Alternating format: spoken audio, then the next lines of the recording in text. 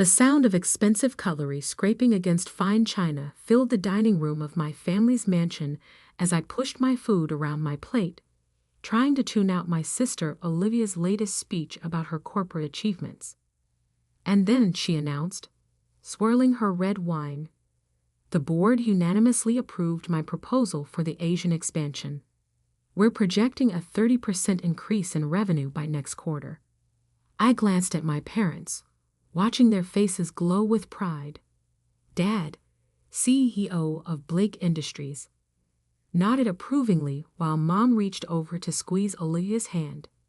This was our traditional Christmas dinner, a celebration of the family business and its rising star. "What about you, Sophie?" Mom turned to me, her smile fading slightly. "Still working on that. What do you call it?" "Nexus Technologies," I supplied, straightening in my chair. "And yes, we're actually—" "Her little startup," Olivia interrupted with a laugh. "What is it now? 2 years? And still working out of that tiny office downtown?" I bit my tongue, resisting the urge to correct her. The tiny office was just a front. What my family didn't know was that Nexus Technologies had quietly become one of the fastest-growing software companies in the country. We operated under various shell companies, our true ownership hidden behind layers of corporate structuring. "Someone has to try something new," I said carefully. "Not everyone wants to work for the family business." Dad set down his fork, his expression hardening.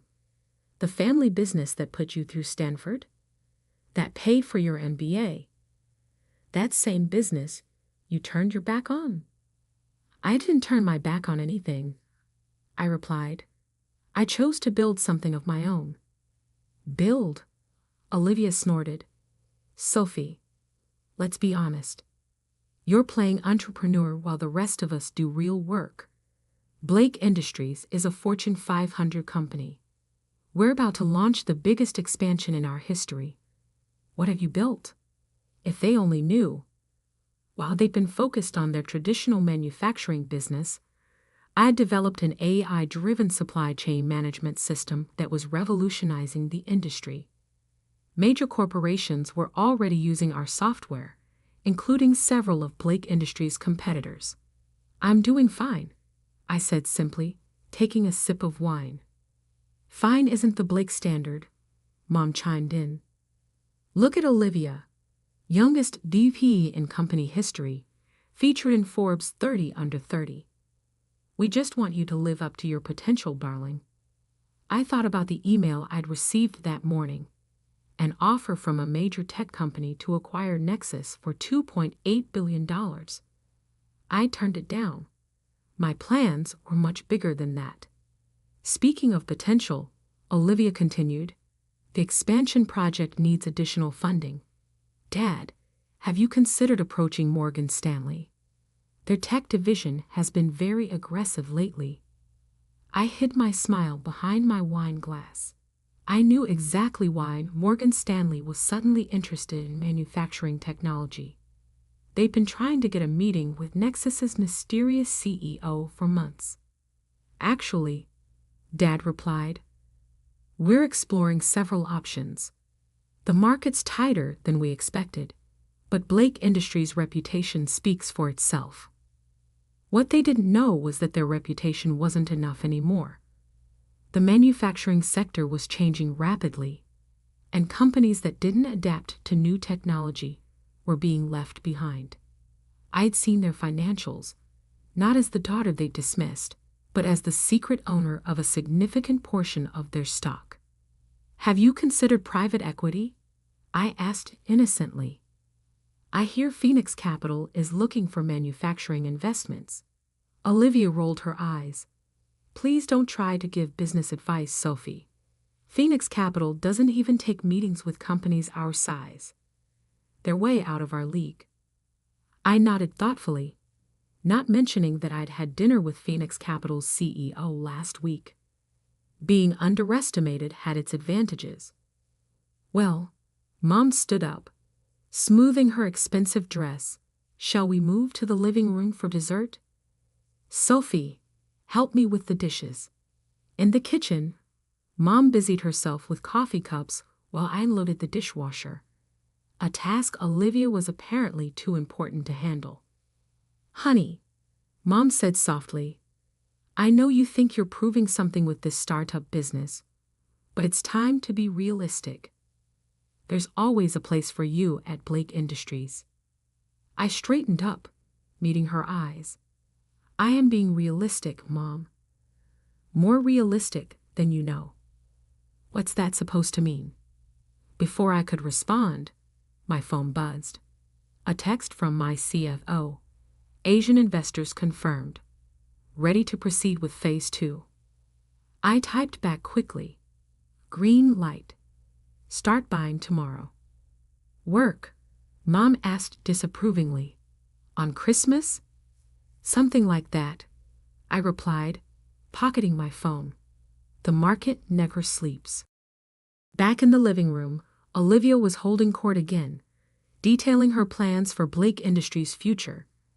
I settled into an armchair, half listening as she outlined initiatives I knew would never materialize.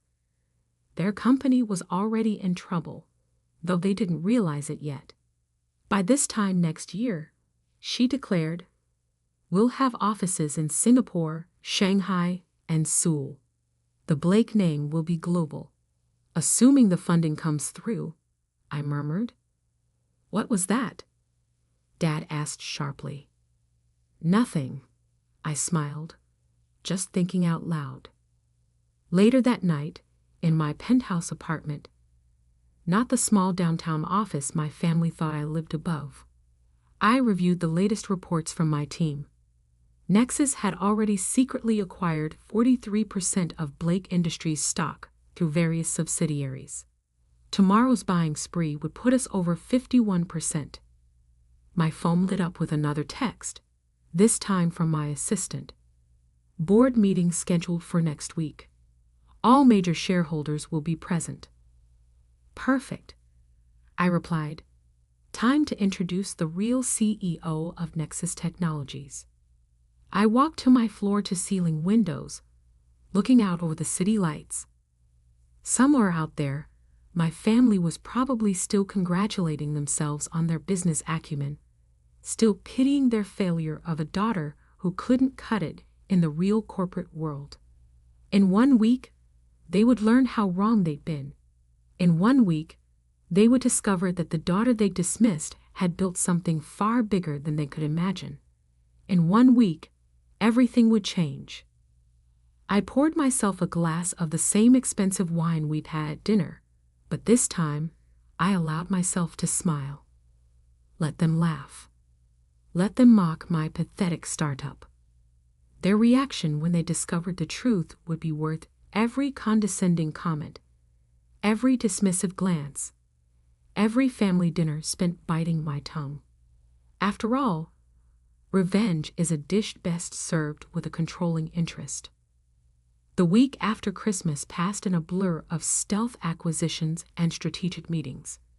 From my real office, the entire top floor of a downtown skyscraper, I watched as Nexus Technologies systematically gained control of Blake Industries through carefully orchestrated stock purchases. We've crossed the threshold, my CFO, Michael, announced during our morning briefing. 51.3% ownership as of market close yesterday. Blake Industries is effectively ours. I nodded, studying the real-time stock ticker on my wall. Blake Industries' share price had been declining steadily, a fact my family seemed determined to ignore. Their outdated manufacturing processes and resistance to technological innovation had left them vulnerable. What's the status of their funding search? I asked, though I already knew the answer. Desperate, Michael smiled. Every major bank has turned them down. Morgan Stanley won't even take their calls anymore. They've scheduled an emergency board meeting for tomorrow. My phone buzzed, a text from Olivia. Family dinner tonight. Mandatory. Dad's orders. I smiled, knowing exactly why this dinner had been called. They needed to discuss the company's financial crisis, but they were too proud to do it anywhere but behind closed doors. Time to prepare for the final act, I told Michael. Make sure all our documentation is ready for tomorrow's board meeting. That evening, I arrived at my parents' mansion to find the atmosphere considerably different from Christmas dinner. Gone were the celebratory wines and smug speeches about expansion. Instead, tension hung heavy in the air as we gathered around the dining table. The situation, Dad began without preamble, is more challenging than we anticipated. Several key investors have expressed concerns about our technological infrastructure. Concerns? Olivia scoffed. They're being ridiculous. Our methods have worked for 40 years. I took a sip of water, watching them carefully. Maybe they're worried about competition from more innovative companies. Not you too, Olivia snapped. Just because you play with computers doesn't make you an expert on manufacturing. Actually, I set down my glass. I know quite a bit about modern manufacturing. For instance, did you know that automated supply chain management can reduce operational costs by up to 40%? That's exactly what we don't need, Dad interrupted. More tech talk. We need serious solutions. Like what? I asked innocently. Have you considered selling some shares to raise capital? Mom's fork clattered against her plate. Sell shares? This is a family company, is it? I pulled out my tablet, because according to public records, ownership has been shifting significantly over the past few months. Olivia leaned forward, her face flushing. What are you talking about? Various investment groups have been quietly acquiring Blake Industries stock. As of today, the Blake family only controls about 30% of the company. Dad stood up so quickly his chair toppled backward. That's impossible. I would know if someone was buying us out. Would you? I asked calmly. When was the last time you actually reviewed the shareholder registry? Or are you too busy dismissing technological innovation as unnecessary? How do you know all this? Olivia demanded. Because, I smiled, I've been watching very carefully. Tomorrow's board meeting should be quite interesting. You're not even on the board, Mom said dismissively. No, but Nexus Technologies' CEO is. As the majority shareholder, we're entitled to a seat. The silence that followed was deafening. 3 pairs of eyes stared at me as understanding slowly dawned. Nexus Technologies? Dad whispered. That's your little startup? Not so little anymore, I replied. We're valued at $4.2 billion as of last quarter. And yes, we now own 51.3% of Blake Industries. Olivia's face had gone completely white. You're lying. That's impossible. I pulled up another document on my tablet and slid it across the table. Here's the complete shareholding structure. You'll notice the various shell companies and subsidiaries all lead back to one parent organization, Nexus Technologies. Why? Mom's voice cracked. Why would you do this to your own family? I didn't do anything to you, I said quietly. I built something revolutionary while you were all too busy mocking me to notice. The fact that I now control the company you thought was too good for me. That's just poetic justice. Dad found his voice, anger replacing shock. You think you can just walk in and take over? We'll fight this. With what resources? I stood up, straightening my jacket. Your company is hemorrhaging money. Your technology is outdated. The only thing keeping your stock price from completely collapsing is the fact that I've been buying it. Get out, Olivia hissed. Get out of this house. I picked up my tablet and headed for the door, pausing only briefly. I'll see you all at tomorrow's board meeting. Oh, and Olivia? About that Asian expansion you were so proud of. It's canceled. We have better plans for the company. As I drove away from the mansion, my phone exploded with messages from family members. I ignored them all except one. From my grandmother, who had always seen my potential. Show them what you've built, dear. It's time they learned what real success looks like. In my office later that night, I reviewed the presentation for tomorrow's board meeting. The plan was comprehensive. A complete technological overhaul of Blake Industries, integration with Nexus's advanced systems, and a new management structure. Michael appeared in my doorway. The board members have been notified of the ownership change. Most of them are anxious to meet the real CEO of Nexus Technologies. I'm sure they are, I smiled. Make sure security is ready tomorrow. I have a feeling my family won't take their demotion quietly. As I looked out over the city lights, I thought about all the family dinners where they dismissed my dreams, all the condescending comments about my little startup. Tomorrow, they would learn the truth about the empire I'd built in silence. And this was just the beginning. The morning of the board meeting dawned clear and cold. I dressed with particular care. A custom-designed power suit that cost more than Olivia's entire wardrobe, though she'd never know it. Today wasn't just about taking control. It was about showing my family exactly who I'd become while they weren't watching. Blake Industries headquarters still bore my grandfather's original bronze plaque in the lobby. I ran my fingers across his name as I passed, wondering what he would think of today's events. He had been the true innovator in the family, before Dad turned the company into a monument to outdated thinking.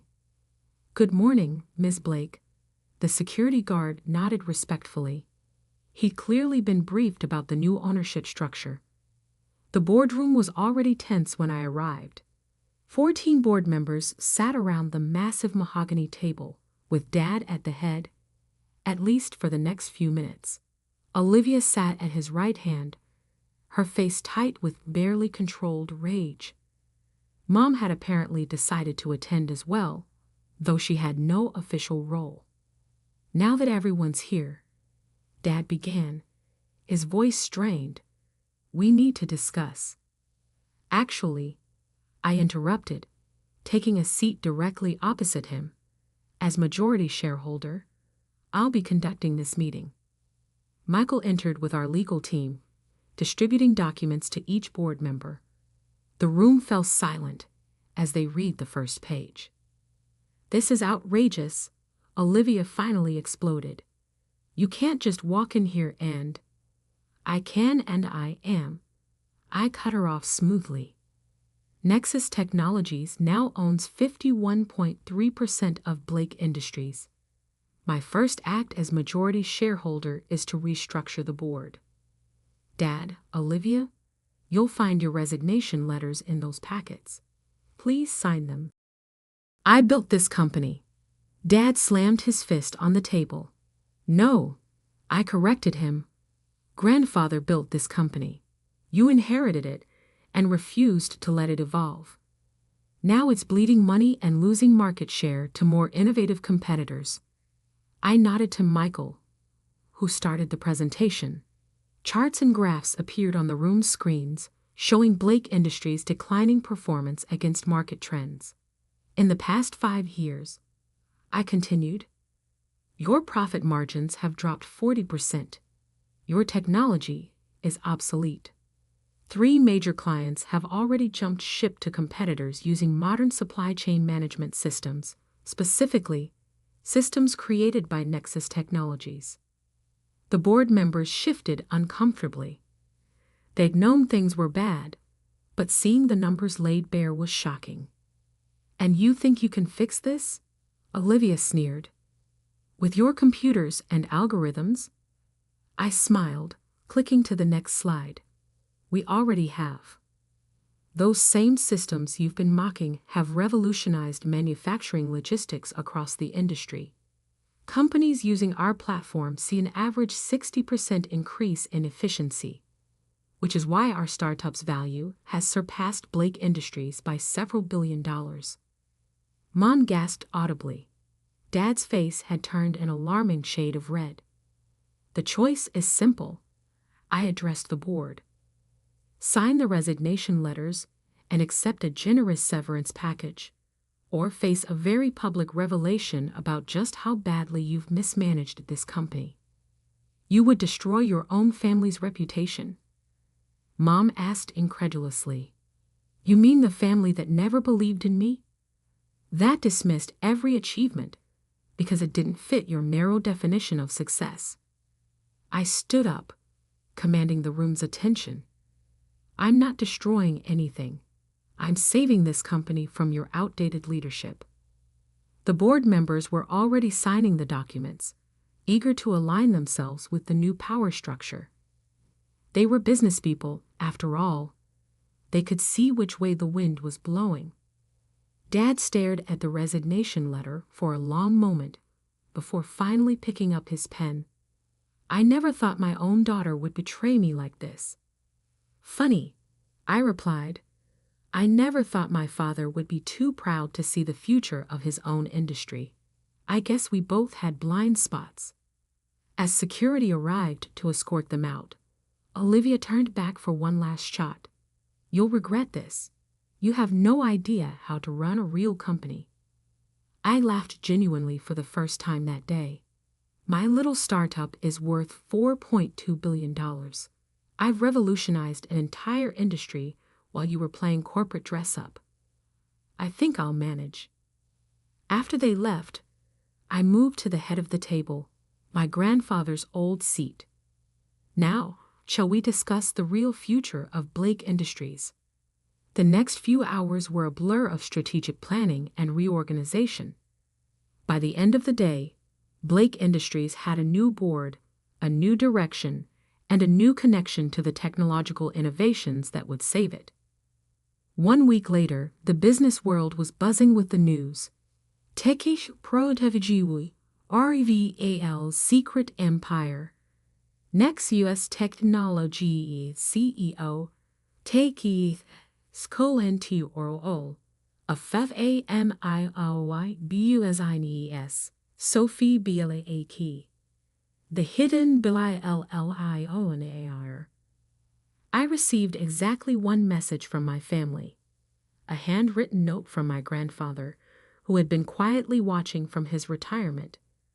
You did what I always hoped someone would. You brought Blake Industries into the future. I'm proud of you, kid. The note now sits framed in my office, next to the original business plan for Nexus Technologies that my family had laughed at years ago. Every morning, I look at them both and remember that success doesn't always look like what others expect it to. 3 months later, Blake Industries' stock had doubled. Our integrated technology platform was revolutionizing the manufacturing sector, just as I'd predicted. The board members who had so quickly switched allegiance were now falling over themselves to praise my vision. Dad and Olivia eventually tried to reconcile, of course, once the company's success became impossible to ignore. I received elaborate apologies, explanations about how they'd only wanted what was best for me, invitations to family dinners where they promised things would be different. I declined them all. Instead, I sent a simple response. The time for family dinners is past. If you'd like to schedule a meeting, please contact my office. We can discuss your future roles in the company, starting at entry level, of course. Everyone needs to learn the basics of modern manufacturing. They never replied. Now, 1 year later, I sometimes drive past our old family mansion, remembering all those dinners where they dismissed my little startup. The house seemed smaller somehow, less imposing. Or maybe I'm just seeing it through new eyes, the eyes of someone who built something bigger than they could imagine. Last week, A young intern asked me why I'd kept my company secret for so long, why I'd let my family underestimate me until I could take control. Sometimes, I told her, being underestimated is the greatest advantage you can have. People show their true nature when they think you're beneath them, and success is sweetest when no one sees it coming. She nodded thoughtfully, then asked one more question. Was it worth it? Giving up your family for success. I looked out my office window at the city below, at the empire I'd built while they were too busy mocking me to notice. I didn't give up anything, I replied. They gave up on me long ago. I just proved them wrong in the most spectacular way possible. And that, really, was better than any family dinner could ever be.